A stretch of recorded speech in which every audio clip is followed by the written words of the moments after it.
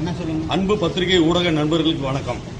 கரூர் மாவட்டத்தில் வந்து பார்த்தீங்கன்னா சாதா திரையரங்கம், மல்டிபிளக்ஸ் திரையரங்கம் அப்படின்னு ரெண்டு வகைப்படும் திரையரங்கம் இருக்கு. சாதா திரையரங்கம் அப்படின்னா இந்த வெற்றி திரையரங்கம், பாலாம்பிகை இந்த மாதிரி வந்து திரையரங்கம். மல்டிபிளக்ஸ் அப்படின்னா அஜந்தா, எல்லோரா, பொன்னுமுதா, அமுதா, தின்னப்பா 1, தின்னப்பா 2 அப்படின்னு வந்து தகவல் அறிவு உரிமை சட்டத்தில் வந்து கொடுத்துருக்காங்க. இதில் வந்து தின்னப்பா 1, தின்னப்பா 2 இது ரெண்டும் வந்து மல்டிபிளக்ஸில் வராதுங்க. மல்டிபிளக்ஸ் திரையரங்கம் அப்படின்னா வந்து மினிமம் வந்து 800 இருக்கைகள் இருந்தால் மட்டும்தான் மல்டிபிளக்ஸ் திரையரங்கமாக வந்து அதை வந்து வரைமுறைப்படுத்தியிருக்காங்க. அதாவது வந்து ஒரு திரையரங்கத்துக்கு மேலே இருக்கணும். அது 2 திரையரங்கமோ 4 திரையரங்கமோ 8 திரையரங்கமோ எத்தனை இருந்தாலும் அதில் இருக்கைகள் எண்ணிக்கை வந்து 800 இருக்கணும். ஜியோ நம்பர் 740 படி, அதாவது 6/10/2017 அப்போ முதலமைச்சராக இருந்த திரு எடப்பாடியார் அவர்கள்ட்ட வந்து பேச்சுவார்த்தை நடத்துறாங்க. திரையரங்க உரிமையாளர்கள் வந்து எங்களுக்கு ரேட்டு கட்டுப்படி ஆகல, மல்டிபிளக்ஸுக்கு எங்களுக்கு வந்து ரேட்டை உயர்த்தி கொடுங்க அப்படின்ட்டு. அப்போ வந்து என்னன்னா 100 ரூபா வந்து கட்டணம் வசூலிச்சுங்க மல்டிபிளக்ஸ்ல அப்படிங்கிறாங்க. அந்த உடன்படிக்கை வந்து ஒத்து வரல. அப்போ வந்து என்ன பண்றாங்க, திரும்ப ஒரு 10 நாள் கழிச்சு 16/10/2017 வந்து பேச்சுவார்த்தை வந்து திரும்ப நடக்கிறாங்க. அப்போ இந்த ரீட் த ஜியோ 740 அப்படின்னு சொல்லிட்டு 762 ஜியோ வந்து பாஸ் பண்றாங்க. அப்போ மல்டிபிளக்ஸ்ல வந்து 150 ரூபா அதாவது வந்து ரேட் வந்து பிக்ஸ் பண்ணிக்கலாம். தர டிக்கெட்டுக்கு அதாவது வந்து கீழே வந்து ஃபைனல் ரேட் வந்து 50 ரூபா அப்படின்னு வந்து பிக்ஸ் பண்றது வந்து முடிவு பண்றாங்க. அதன்படி வந்து இன்னைக்கு வரைக்கும் வந்து மல்டிபிளக்ஸ் வந்து 150 ரூபா ரேட் வந்து பிக்ஸ் பண்ணி வாங்கிட்டு இருக்காங்க. ஆனா சாதா திரையரங்கமான தின்னப்பா திரையரங்கம் கடந்த ஆட்சி காலத்தில் கடந்த ஆட்சியாளர்கள் துணையோடு கடந்த ஆட்சியர் தங்கவேல் அவர்களுக்கு பெருமளவு கையூட்டு கொடுத்து அவங்க வந்து வெறும் 596 இருக்கைகள் கொண்ட திரையரங்கமான தின்னப்பா திரையரங்கத்தை 800 சீட் இருக்கிறதா கணக்கு காட்டி மல்டிபிளக்ஸ் திரையரங்கமா வந்து அவங்க பதிவு பண்ணி அதை வாங்கிட்டாங்க.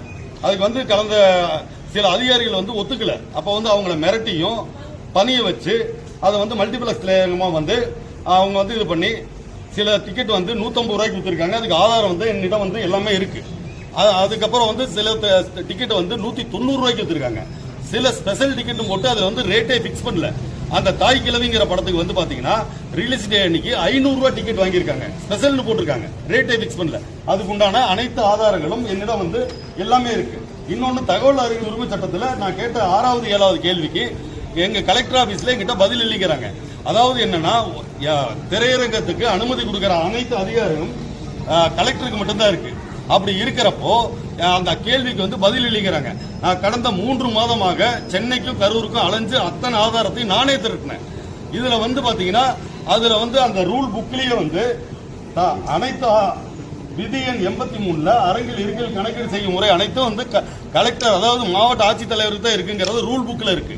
அப்படிங்கிறப்போ அந்த தகவலை வந்து எனக்கு மறைச்ச தகவல் அறிவு உரிமை சட்டத்தில் வந்து ஒரு தகவலையே மறைச்சு எனக்கு கொடுத்துருக்காங்க. ஏன்னா தகவலை வந்து கொடுத்தா தானே நம்ம கோர்ட்டுக்கு போகணும். இது அத்தனை தகவலும் இருக்கு. இந்த கடந்த 4-5 மாதங்களாக இவங்க வந்து ஒரு நாளைக்கு 600 டிக்கெட் புக் ஆகுதுன்னு வச்சுங்க. 4 ஷோக்கு 2400 டிக்கெட்டுங்க.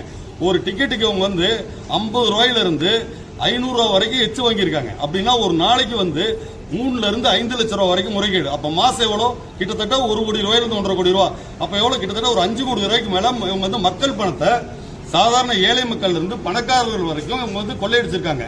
ஏன்னு கேட்க யாரும் வந்து இதுக்கு வந்து துணிச்சல் இல்லை.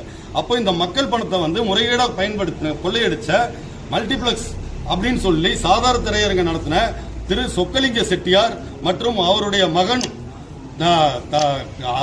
அதாவது வந்து வெண்ணமலை பாலசுப்ரமணியம் திருக்கோயில் அரங்காவலருமான திரு ராதா அவர்களுடைய சொத்துக்களை பறிமுதல் செய்யணும். 10 மடங்கு வந்து அபராத விதி